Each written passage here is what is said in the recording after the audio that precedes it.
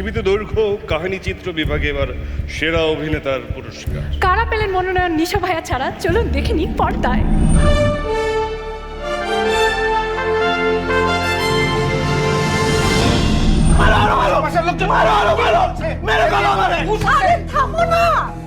আমার মনে হচ্ছে তুমি চলে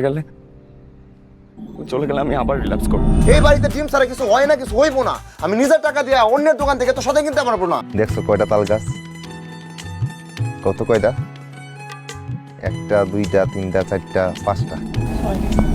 জানো লাবণ্য, তোমার এই স্বপ্নগুলোই না রাতের অন্ধকারে আমাকে জাপড়ে ধরে সাপের মতো। আমরা ঠিক জানি না, বুঝতে পারি না আমার পরিণতি কি। সেরা অভিনেতা রোদ বৃষ্টির গল্প, খায়রুল বাশার।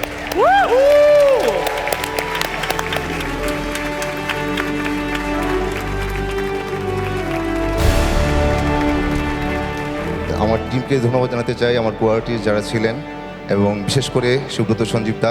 এবং দোয়া রাখবেন আপনারা যেন ভালো ভালো কাজের সাথে সম্পৃক্ত হতে পারি এবং আমি দারুণ চেষ্টা করতে পারি। ধন্যবাদ।